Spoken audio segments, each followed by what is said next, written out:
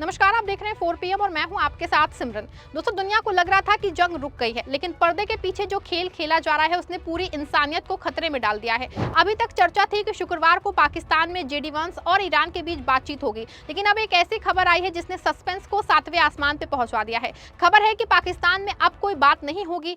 ईरानी राजदूत के एक ट्वीट ने पूरी दुनिया में खलबली मचा दी है, जिसे बाद में डिलीट कर दिया गया। लेकिन सवाल है कि आखिर ऐसा क्या हुआ कि ईरान ने बातचीत की मेज से हटने का फैसला ले लिया है।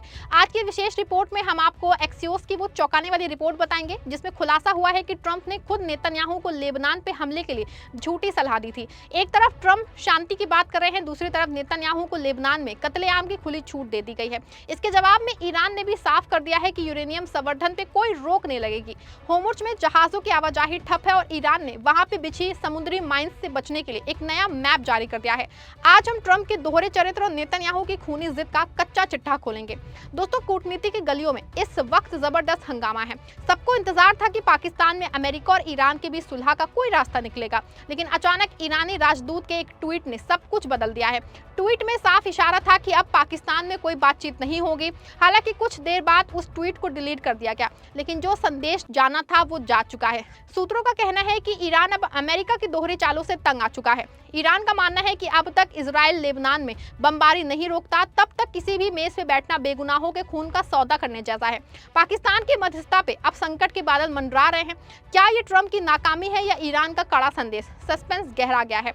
दोस्तों, अब जरा ट्रंप की मक्कारी पे गौर फरमाइए।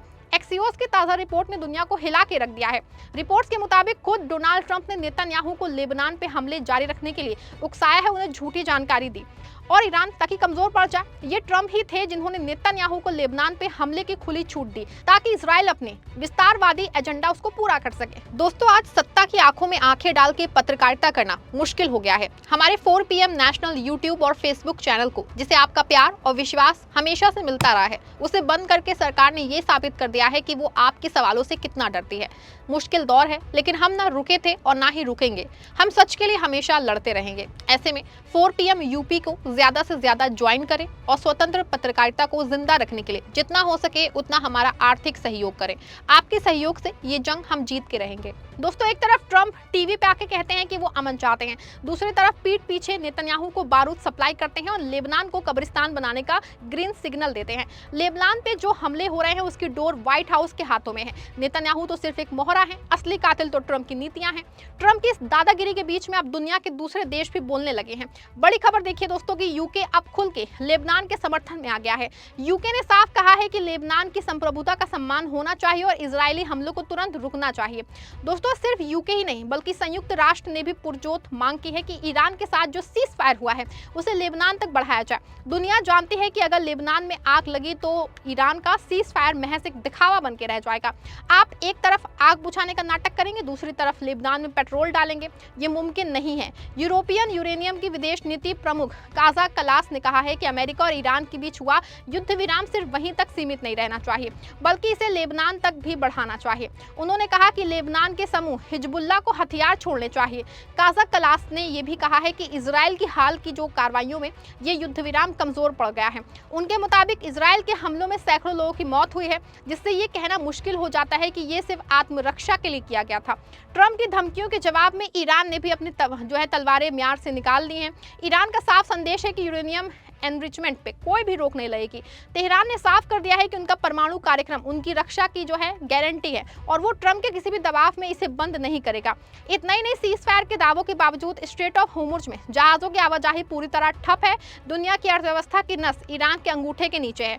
ईरान ने उन समुद्री माइंस के बचने के लिए जो है एक नया मैप जारी कर दिया है। उन्होंने सुरक्षा के लिए बिछाई है इसको। ईरान की इस्लामिक रिवोल्यूशनरी गार्ड कॉर्प्स ने होर्मुज़ स्ट्रेट से गुजरने वाले जहाजों के लिए एक नया ही नक्शा जारी कर दिया है। इसका मकसद जहाजों को समुद्र में बिछी बारूदी सुरंगों से बचाना है। इस नए नक्शे में साफ तौर पे खतरनाक इलाका दिखाया गया है जहां जहाजों को जाने से मना किया गया है। रिपोर्ट्स के मुताबिक पहले जहाज आमतौर पे ओमान के किनारे के पास से गुजरते थे, लेकिन अब उन्हें सलाह दी गई है कि वो ईरान के किनारे के पास से गुजरें। इससे वो संभावित माइंस वाले इलाकों से बच सके। साथ ही जहाजों को ये भी कहा गया है कि वो सीधे ईरान के अधिकारियों से संपर्क में रहें ताकि सुरक्षित तरीके से रास्ता तय किया जा सके। हालांकि नक्शा जारी करके ईरान ने जहां एक और फंसे जहाजों को सुरक्षित निकालने की तरकीब बताई है। वहीं दूसरी ओर होर्मुज से बिछे माइंस इस बात का सबूत है कि कोई कुछ भी कर ले, ईरान अब जब चाहेगा तभी होर्मुज से कोई जहाज गुजर पाएगा। ऐसे में अगर अमेरिका और इजराइल ने अपनी चालें नहीं बदली तो होर्मुज का रास्ता कभी नहीं खुलेगा।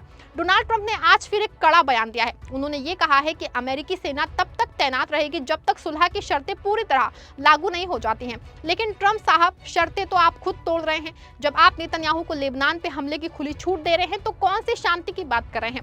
नेतन्याहू इस वक्त बेकाबू हो चुके हैं क्योंकि उन्हें ट्रंप का वरहस्त प्राप्त है। लेबनान में अब तक सैकड़ों लोग मारे जा चुके हैं, स्वास्थ्य व्यवस्था चरमरा गई है, लेकिन ट्रंप प्रशासन को कोई सिर्फ जो है वो अपनी साख बचाने की चिंता है। ये शांति नहीं बल्कि एक मुल्क को मिटाने की साजिश है। इस पूरे खेल में पाकिस्तान की हालत काटो तो खून नहीं जैसी है। ट्रंप ने पाकिस्तान का इस्तेमाल किया ताकि वो शांति का क्रेडिट ले सके, लेकिन अब अमेरिका पाकिस्तान के बीच मतभेद खुल के सामने आ गए हैं। पाकिस्तान चाहता है कि सीज फायर मुकम्मल हो, जबकि ट्रंप इजराइल को लाडला बनाए रखना चाहता है।